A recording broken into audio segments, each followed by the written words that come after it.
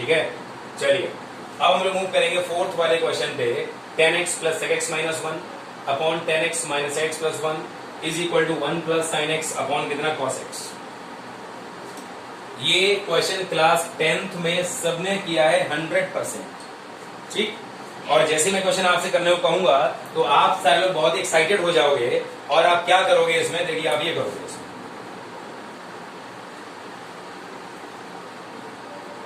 सबने किया हुआ सवाल है ये, और सारे लोग कैसे करेंगे इसको, देखिए आप लोग ऐसे करोगे इसको। आपने लिया लेफ्ट हैंड साइड, आपने लिया इसको 10x plus sec x minus 1 upon 10x minus sec x plus 1। सारे लोग इस 1 को लगाना शुरू कर देंगे फौरन जल्दी से। sec स्क्वायर x माइनस कितना 10 स्क्वायर x। 10th क्लास में सबने इस क्वेश्चन को ऐसे ही किया, तो ये हो गया इसका 10th क्लास मेथड। ठीक, बात समझ गए आप। अब सोचने वाली बात यह है कि अगर मैं यहां पे 1 को ऐसे लगा के सवाल कर रहा हूं तो क्या ये लर्निंग मेथड नहीं हो गया? अगर आपको याद रह गया कि भाई इस सवाल में 1 को ऐसे लिखते थे, उसके बाद हम sec प्लस n कॉमन निकालते थे, तब तो सवाल आपका 2 लाइन में हो जाएगा। लेकिन अगर आप कहीं ये बात भूल गए कि भाई इस वाले क्वेश्चन में 1 को हम ऐसे लिखते थे तो सवाल गया फिर आपका। और मैथमेटिक्स में लर्निंग नहीं होनी चाहिए सवाल की प्रोसेस में। लर्निंग फॉर्मूले की तो होती है, लेकिन मैथमेटिक्स में किसी भी क्वेश्चन का जो सॉल्यूशन है वो कभी लर्न नहीं करना है। सॉल्यूशन हमेशा ही हमको सीखना है। ठीक, तो हम यहाँ पे अपना जनरल काम ऐसा करें जो हमारे दिमाग में आएगा इससे हटके, ये नहीं करेंगे हम, इससे हटके। अगर हम ये छोड़ दें, हमें ये नहीं करना है, तो अब हम देखेंगे मेरे पास सवाल है 10x plus x minus 1 upon 10x minus x plus 1, और हमें इससे चाहिए 1 प्लस साइन अपॉन कॉस। तो 99% स्टूडेंट से दिमाग में आएगा कि भाई साइन कॉस में इसको हम ब्रेक कर लें, क्योंकि आप देखो यहाँ 10 और sec है, रिक्वायरमेंट हमारी साइन और कॉस में है। तो बात यही समझ में आती है भाई इसको हम साइन और कॉस में ब्रेक कर लें। बात बिल्कुल सही, यही हम करेंगे तो इसको। ठीक है, ये काम नहीं करेंगे हम इसको, ध्यान दीजिएगा। हमने क्या किया, इसको साइन और कॉस में ब्रेक कर दिया।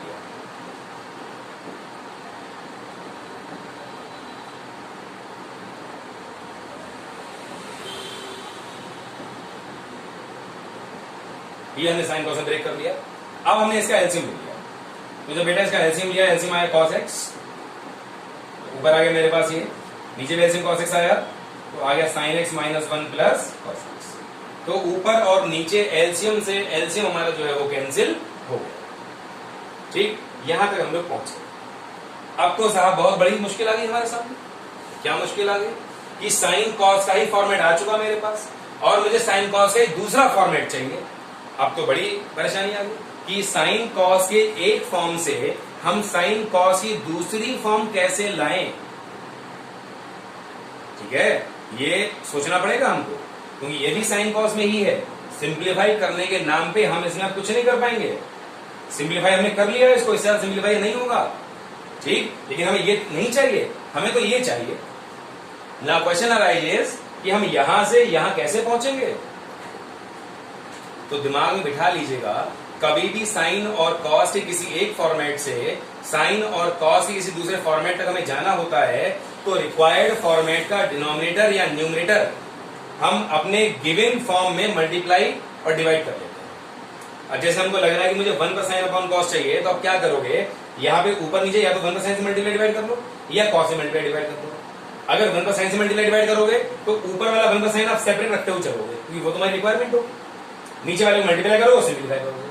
और अगर कॉस से मल्टीप्लाई डिवाइड करोगे तो नीचे वाला कॉस आप सेपरेट रखोगे, क्योंकि वो रिक्वायरमेंट में है, उसको हम डिस्टर्ब नहीं करेंगे। तो बेहतर है हम कॉस ही ले लें बेटा यहाँ पर। ठीक है, तो क्या किया मैंने यहाँ पर, कॉस एक्स से ही मल्टीप्लाई और डिवाइड ऊपर नीचे कर दिया। अब ये वाला कॉस बेटा आपकी रिक्वायरमेंट है, इसे किसी भी हाल में अंदर मल्टीप्लाई नहीं करना है। अब हमारा काम क्या बचा, अब ये समझिए थोड़ा सा। अब हमारा काम ये बचा बेटा कि ऊपर मुझे चाहिए क्या, 1 प्लस साइन एक्स, और नीचे से मुझे ये हटाना है। तो इसका सीधा मतलब हो गया कि ये वाली वैल्यू से मुझे क्या मिलना चाहिए, this into 1 plus sine x, जिससे ये कट जाए और वो बच जाए। तो मेरा काम यहाँ पे डिसाइड हो गया कि न्यूमरेटर को मैं सिंप्लीफाई करूंगा और sign x minus cos x plus sine x minus 1 plus cos x into 1 plus sine x लेके आऊंगा, जिससे ये कट जाएगा, वो बच जाएगा, हमारी रिक्वायरमेंट फुलफिल हो जाएगी। अब ध्यान दीजिएगा थोड़ा सा, जब तक आप डिसाइड नहीं करोगे हमें काम क्या करना है, बात नहीं करेंगे इसमें बिल्कुल भी। तो क्या किया मैंने, इसको लिखा cos x इंटू लिख लिया मैंने sin x प्लस 1, क्योंकि यहां मेरे पास कोई फायदा नहीं है, माइनस का लिख दिया मैंने cos स्क्वायर x, नीचे लिख लिया मैंने sin x minus 1 plus cos x into कितना cos x। इसमें भाई मुझे पता है मुझे 1 का साइन बाहर चाहिए ही चाहिए, तो मल्टीप्लाई में क्यों करूंगे सर इसमें, ठीक है। अच्छा अब cos स्क्वायर x की हम जब बात करेंगे इसमें, तो ये बन जाएगा 1 माइनस कितना sin स्क्वायर x, क्योंकि आपको दिमाग में ये रखना है कि मुझे 1 प्लस साइन एक्स बाहर कॉमन निकालना पड़ेगा। अब 1 प्लस साइन यहां तो मुझे दिखाई दे रहा है, अगर मुझे यहां भी दिखाई दे जाए काम बन जाएगा। अब cos स्क्वायर एक्स को हम लोग 1 माइनस साइन स्क्वायर एक्स बोल सकते हैं, और 1 माइनस साइन स्क्वायर को हम लोग बेटा कह सकते हैं 1 माइनस साइन एक्स इंटू कितना 1 प्लस साइन एक्स। तो आपको बिल्कुल साफ साफ यहां दिखाई दे रहा है कि फर्स्ट वाले में 1 प्लस साइन एक्स में दिखाई दे रहा है, और सेकेंड में भी हमको 1 प्लस साइन एक्स यहां पर दिखाई दे रहा है। तो मैं दोनों में से 1 प्लस साइन एक्स को कॉमन निकाल सकता हूं, ठीक। अब आप देखिए क्या किया मैंने, उसमें 1 प्लस साइन एक्स ने कॉमन निकाल दिया, ये बचा मेरे पास कितना cos x माइनस, यहां बच गया minus times 1 minus sine x, upon बच गया मेरे पास साइन एक्स माइनस 1 प्लस कितना cos x, इंटू ये बच गया मेरे पास कितना cos x। तो अगर आप ध्यान दोगे यहां पे थोड़ा सा, तो cos x ये हो गया माइनस 1 हो गया plus sine x, cos x minus 1 plus sine x, ये भी है cos x minus 1 plus sine x. इसका मतलब this factor gets cancelled with this factor, यही बेसिकली हम लोग यहां पर करना भी चाहते थे। तो यहां पर बच गया मेरे पास 1 plus sine x upon cos x, जो कि आपकी यहां पर रिक्वायरमेंट थी। तो ये तरीका का स्टैंडर्ड है जो आपके दिमाग में आएगा और आप इसको प्रोसीड कर सकते हो। ये आपका जो मेथड था, ये लर्निंग मेथड था, इसको हमने अप्लाई यहां पर नहीं किया, क्योंकि अगर कोई भूल जाता है तो आपको परेशानी हो जाएगी, ठीक है। तो ये आपका 4th क्वेश्चन हमने यहां पर कंप्लीट कर लिया। अब हम लोग आगे मूव करेंगे इसमें।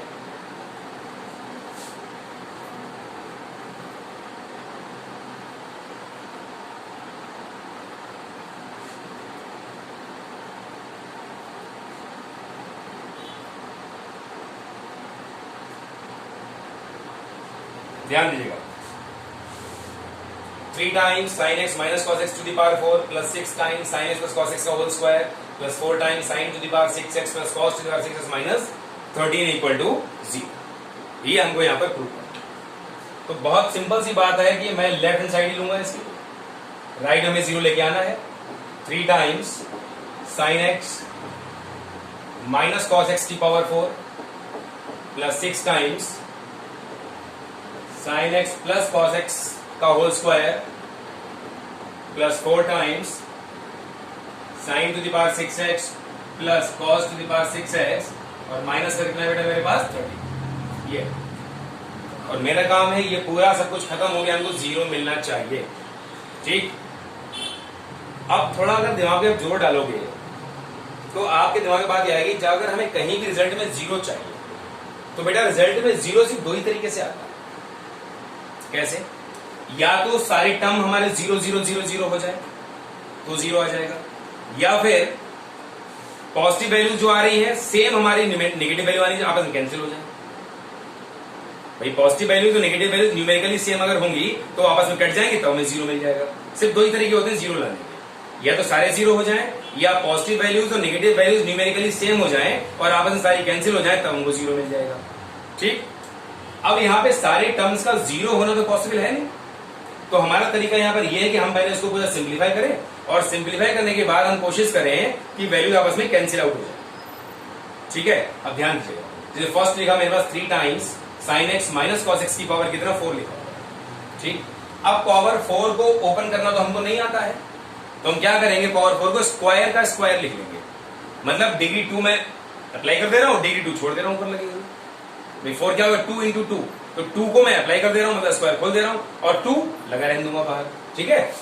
तो ये आएगा बेटा 3 टाइम्स, जब स्क्वायर में खोलूंगा sign square x plus cos square x minus का 2 साइन एक्स कॉस एक्स का होल स्क्वायर, ठीक, प्लस का 6 times sign square x plus cos square x plus का 2 साइन एक्स इंटू कितना कॉस एक्स, ठीक है, प्लस का 4 टाइम्स। अब ध्यान दीजिएगा थोड़ा सा, वहां पे आ गया sign to the power 6x plus cos to the power 6x, ठीक।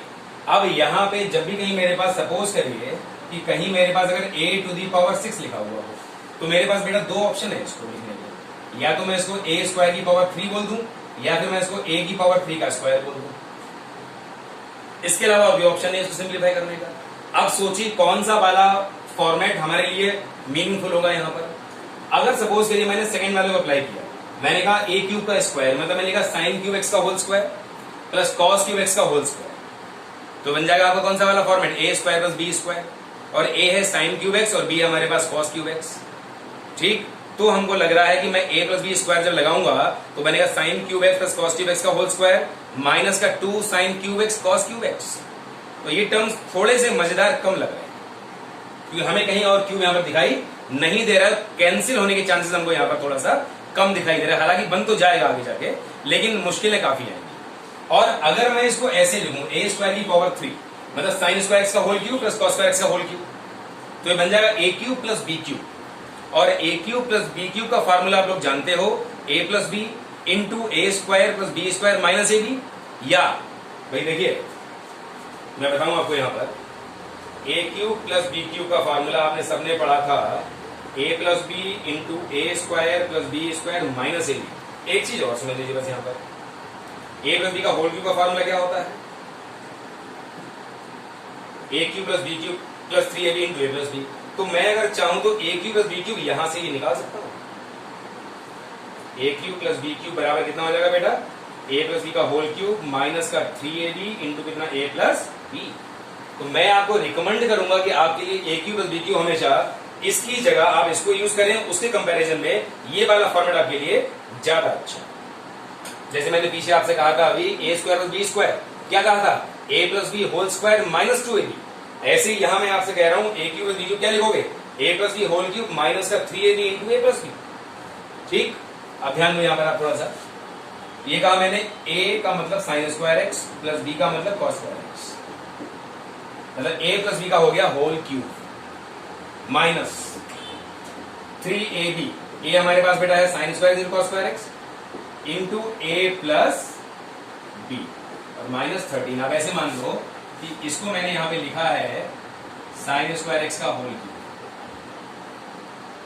और इसको मैंने बेटा लिखा है कॉस स्क्वायर एक्स का होल क्यूब, ये लिखा है इसको। ठीक है, और a cube plus b cube का फॉर्मूला मैंने इसकी जगह ये वाला यूज कर दिया है जो मैंने यहां से अभी आपके सामने फाइंड आउट किया। आगे के लिए भी याद रखोगे, ये चीज जो मैं बता रहा हूं ये मतलब एक तरीके से ट्रिक्स है। ये ट्रिक का मतलब होता है किसी भी काम को इजीली और जल्दी कर लेना, ये होता है ट्रिक का मतलब। ठीक है ना, काम तो सारे होते हैं, ठीक है, लेकिन जो है थोड़ा जल्दी हो जाए और एक्यूरेट हो जाए वो बेनिफिशियल है आपके लिए। ध्यान दो यहाँ पे थोड़ा सा, ये कितना हो गया, ये हो गया बेटा आपका यहाँ पर 1। So we get 1 minus 2 sine x cos x का होल स्क्वायर। तो मैं a माइनस बी के होल स्क्वायर को ओपन कर दूंगा। ठीक, तो आएगा a square plus b square minus कितना 2ab प्लस 6 टाइम्स, ये अगेन हमारा बन हो गया।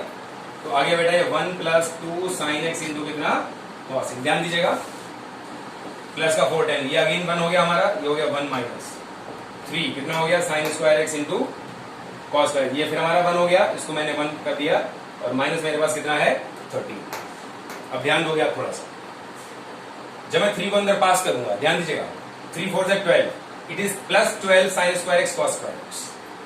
जब 4 अंदर पास करूंगा तो बेटा बनेगा माइनस का 12 sign square x cos square x. So plus 12 sine square cos square और ये minus 12 sine square cos square after multiplying by 3 multiplying by 4 inside. ठीक, आगे बढ़िए, it is minus 12 sign x cos x, it is plus 12 sign x cos x. ठीक, क्या बचा 3 plus 6 9 plus 4 13 minus 13 becomes 0। यही आपको यहां पर चाहिए। अगर हमने चीजों को पहले से प्लान कर लिया, दिमाग में बिठा लिया कि हमें अपने काम को कैसे लेके जाना है, तो हमारे लिए यहां पर अच्छा होता है। अगर हम सिस्टमेटिकली काम करेंगे कभी गलती नहीं होगी, ठीक है ना, और कभी हमारा सवाल जो है रॉन्ग नहीं होगा किसी भी हाल में।